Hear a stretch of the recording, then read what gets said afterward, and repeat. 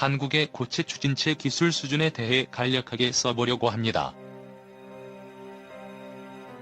그러자면 지난 발걸음을 반추해보는 것이 필수적이기 때문에 최초의 고체 추진체부터 현재까지 순서대로 서술하겠습니다.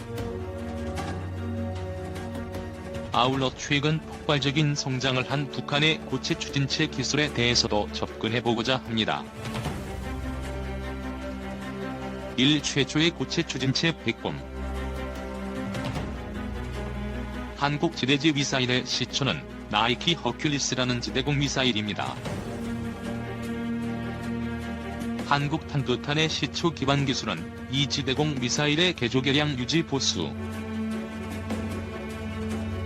그리고 미국의 동맹국 기술 지원을 통해 얻었습니다.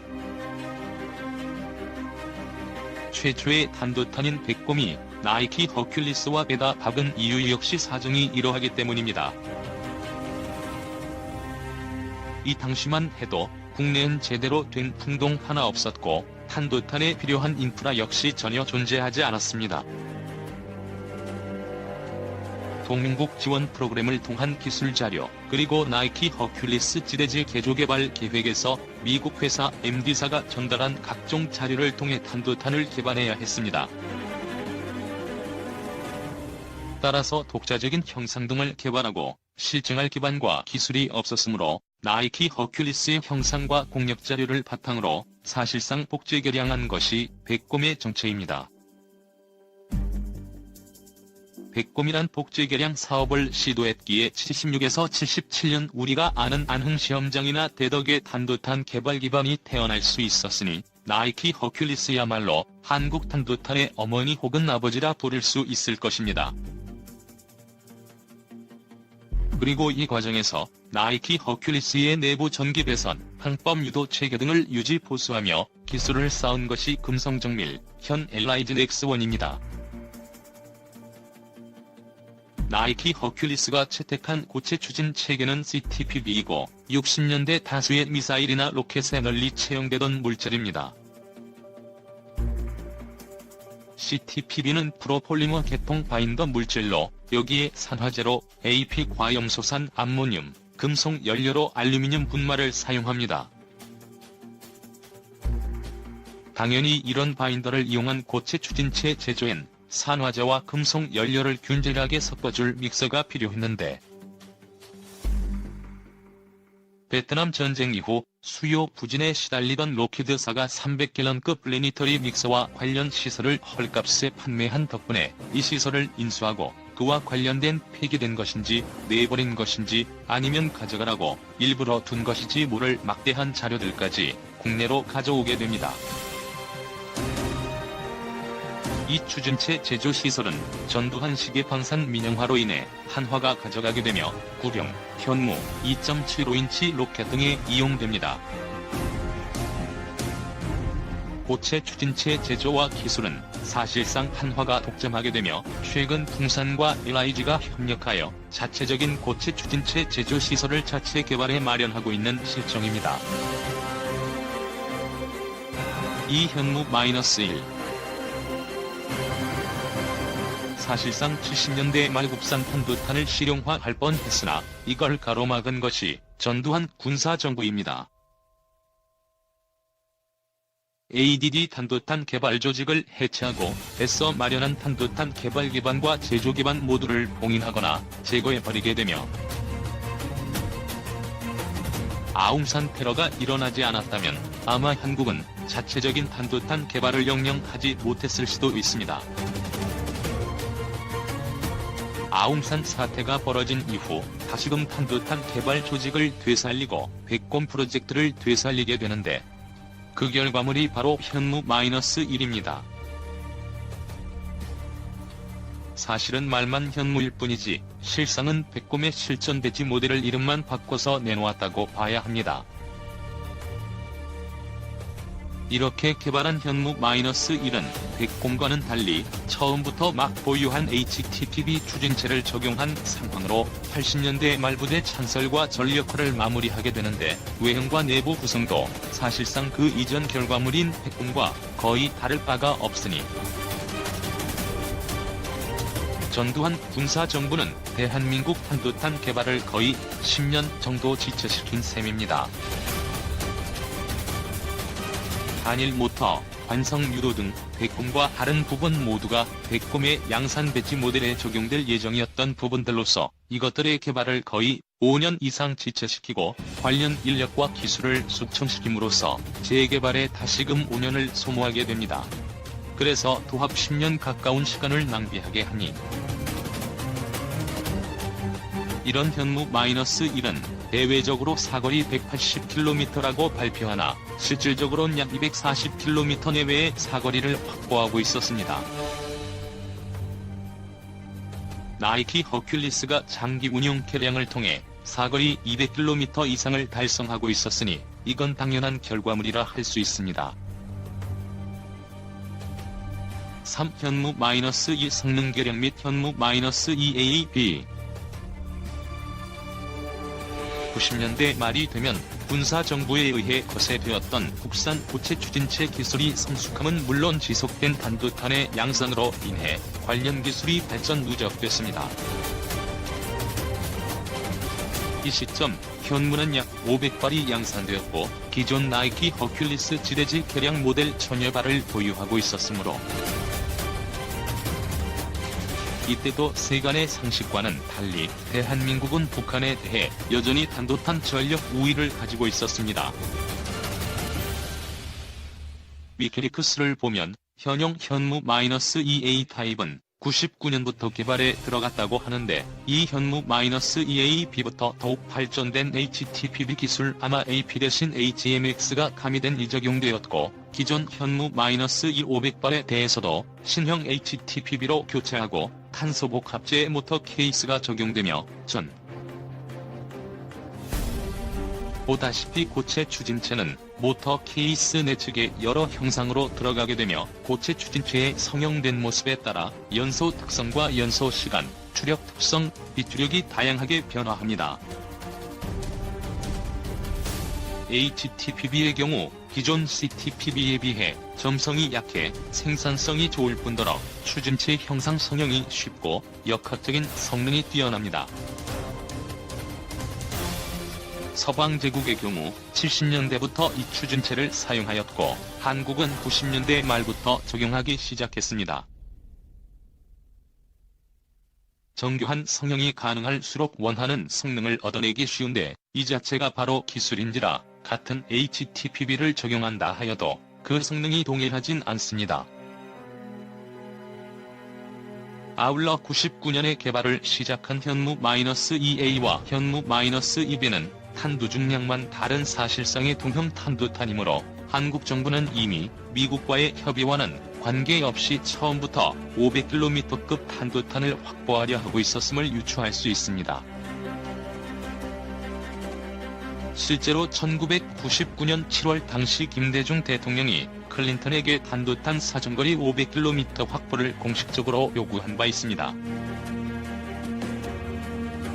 미국은 당연히 거부했고 당시 정권은 거부하던 말던 요청했던 500km급 탄도탄 개발을 그대로 추진한 것으로 보여집니다. 현무-2AB 모델은 기존 현무-1에서 지적되던 여러 단점을 개선한 모델인데 우선 경기도 2개소, 강원도 1개소에서 운용되던 현무-1 모델은 고정기지에서 운용되는 까닭에 이 당시 고도화되던 북한의 탄도탄 전력 사거리 내측에 들어 효율적인 운용이 힘들었습니다. 이 부분은 갱도 진실을 채용한 북한 포병이 취약한 이유를 그대로 대입하면 됩니다. 아울러 이동 발사 차량 모델도 트레일러에 실려 그대로 탄체를 노출한 채 운용하기에 취약한 건 매한가지였습니다. 우선 트레일러인지라 도로 사정이 크게 운용이 좌지우지 되었고 탄체가 노출된 까닭에 침투한 특작부대의 대물저격총 저격만으로도 무력화될 수 있었으며 기상 상황이 나쁠 경우 발사가 불가능한 경우조차 있었습니다. 뿐만 아니라 통상 발사 준비에 30분 이상이 소요되어 이동 표적에 대한 대응 능력, 그리고 TCT 팀트 크리티컬 타깃 타겟에도 대응할 수 없다는 문제도 가지고 있었습니다. 이를 해결하고자 나온 신형 탄도탄이 바로 현무-EAB이며 단순히 미사일만이 아닌 발사 차량과 교리도 크게 개선됩니다. 기존 한국군 탄도탄이 기본적으로는 고정기지 배치, 고정표적 타격용이었다면 그 다음 형태에선 태를 이용한 기동용, 발사 준비 시간 단축과 위성 항법 체계 적용을 통해 더욱 더 높은 정밀도를 얻어냅니다. 이를 통해 생존성과 작전 범용성을 크게 확보하는 한편, 북한의 미사일 발사대나 이동식 미사일 발사대 태를 직접 타격할 수 있는 능력을 얻어냈습니다. 현무-EAB는 2017년까지 총 900발을 양산했다고 합니다. 기존 현무-1 탄도탄의 경우 퇴역했다고들 하는데 90년대 중반부터 개량에 들어간 해당 탄도탄이 퇴역할 가능성은 없다고 보며 나이키 허큘리스 전력이 공식적으로 완전 퇴역한 시점이 2014년이므로 아마 2020년대 후반까진 그 세력을 계속해서 끌고 나갈 거라 생각합니다. 따라서 현재 이 시점 한국군 탄도탄 전력은 여전히 수적으로 1500발 이상을 그대로 유지 중이라 볼 수 있습니다. 현무-2씨. 현무-2씨의 경우 공개된 발사 영상을 보면 발사 시 HTPB에 적용되는 AP-산화제 특유의 하얀 연무 대신 약간 노르스름한 연무가 발생합니다. 추진체 자체의 추력에 비해 발생하는 연무의 양이 상대적으로 적고 과산염 대신 무언가의 불순물이 섞인 발사 연무색을 관찰할 경우 HTPB가 아닌 NEPE 추진체가 적용된 것은 아닌가? 라는 의심을 품게 만듭니다. 특히 현무-2씨의 외형에서 큰 변화 없이 탄도 중량을 증량하기 위해선 추진체의 추력과 비추력이 크게 개선되어야 하는데 현재 한국의 HTPB 기술은 거의 극한까지 다다른 상황입니다. HTPB에 사실상 연소재로 들어가는 알루미늄을 나노 단위로 분말화하고 여기에 불속에 코팅을 할 정도로 한계의 한계까지 성능을 뽑아먹은 상황입니다. 따라서 전 현무-2씨가 HTPB HMX 계열 추진체이거나 혹은 NEPE 추진체가 적용되었다고 생각합니다. 아울러 장보급급에 장착할 SLBM의 경우는 거의 100% 확실히 NEPE 추진체를 사용할 것이라고 생각합니다. 잠수함 특유의 은밀성을 확보함이 곧 생존성을 확보하는 것이므로 발사 연무가 적고 빨리 사라져야 하는 특성상 NEPE 이상의 추진체는 찾을 수가 없는 상황입니다. 이는 중국도 마찬가지인지라 자신들의 제1 투둥의 SLBM에 NEPE를 적용한 바 있습니다. 중국과 비교. 중국의 경우 핑퐁 외교를 통해 미국으로부터 다량의 군사기술을 전수받게 되며 그중 가장 전략적인 기술이 바로 HTPB 기술이었습니다. 우리가 70년대 말 CTPB 기술을 확보한 상황이었을 때 중국은 미국으로부터 HTPB 기술과 자료, 인프라를 이전받았습니다. 이런 HTPB가 적용된 대표적인 중국 탄도탄은 제1원과 DF-21을 꼽을 수 있습니다. 이외에 DF-11 수출명 M11, DF-15 수출명 M9를 통해 이란과 파키스탄에 고체 탄도탄을 판매하고 그 기술과 제조 기반 역시 이전했습니다. 그리고 하필이면 이란과 파키스탄은 북한과 탄도탄 기술 거래를 하는 대표적인 국가들입니다. 당연히 중국이 이전한 기술들이 이들 나라를 거쳐 어느 나라로 흘러들어갔을지는 너무나도 명확하지요. 현재 한국의 HTPB 기술은 중국과 비슷한 수준이라 평가할 수 있으며 NEPE 추진체 역시 중국과 비슷한 시기에 실용화한 상황입니다. 단순히 추진체 자체의 기술로는 아마 부족이 없다면 캐리나 ADD가 원하는 대로 일본의 SRB-A3 정도의 성능을 구현할 수 있다고 하며, 실제로 일본은 SRB-A3를 묶어 엡실론과 같은 고체 발사체를 개발한 바 있으며, 실제로 ADD 역시 LEO 궤도에 500kg 정도의 탑재체를 올릴 수 있는 고체 추진 발사체를 개발할 수 있다고 주장하며, 현재도 미국과의 협상 테이블에서 고체 부스터를 사용할 수 있게 해달라는 요. 즉, 제한만 없다면 한국의 고체 추진체 기술은 당장 MRBM을 자체 개발할 수 있는 수준에 도달해 있고, 십수년 정도의 시간이 주어진다면 고궤도 SSO 상해 500kg 정도의 탑재체를 올려둘 수 있는 엡실론급 고체 추진 운반체 개발이 가능하다고 하며, 이 엡실론급은 미국의 피스키터와 탑재체 운반 능력이 비슷합니다. 즉, 현재처럼 핏동 싸며 기반도 없던 액체 추진 엔진을 개발할 시간에 고체 추진체를 이용했다면 지금쯤이면 엡실론급 고체 발사체를 가지고 있었을지도 모른다는 뜻입니다. 북한의 경우 2015년 5월 액체 추진 기반 북극성 1호를 발사 실험하여 성대한 실패를 겪었고, 이런 개망신 직후 아주 신기하게도 불과 1년 만인 2016년 4월경에 느닷없이 고체 추진 SLBM 발사 실험을 공개했습니다. 만일 고체 추진 SLBM이 기존부터 존재하고 있었다면 북극성 1호를 무리하게 공개하여 개망신 당할 필요는 없었을 텐데, 북한에겐 2015에서 2016년 사이 천지가 개벽할 정도의 변화가 있었다는 뜻이겠지요. 변경한 HTPB 제조 시설조차 없던 북한이 느닷없이 1년 만에 액체 추진 SLBM에서 고체 추진 SLBM으로 진로를 돌리고, 최근 스커트 파생형으로 짐작된다는 공개 자료와는 어울리지 않는 기습적인 단도탄 발사 실험을 수시로 진행하며,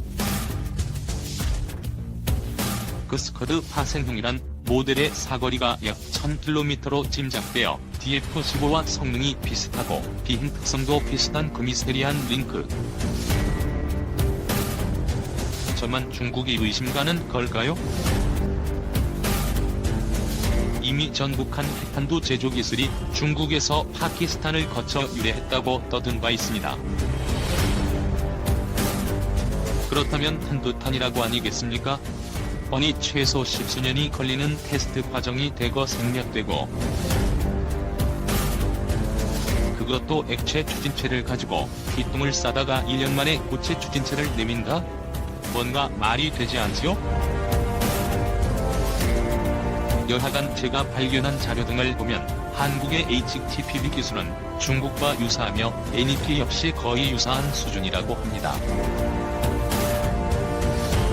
그런 자신감에 따라 ADD와 캐리 역시 기보유한 발사체의 운반 능력 확대를 위해선 고체 부스터 해결이 가장 간절하다고 합니다. 지금 당장이라도 일본의 SRB-3A급 고체 부스터를 제조해 적용이 가능해지며, 일이 되면 단숨에 현 KSLV-2의 운반 능력을 3에서 5배 이상 신장할 수 있습니다. 물론 이를 허용할 경우 현무 이시를 넘어서는 탄두탄 개발을 허용하는 꼴이나 다름없지요. 즉, 중국이나 한국이나 고체 추진체 기술 자체는 비슷하다는 뜻입니다. 반면 북한의 경우 2016년에 드러난 바 있지만 아직도 HTPB 추진체를 적용한 탄두탄을 안정화시키지 못한 단계이며 대략 15년 정도의 기술 차이가 있다고 합니다.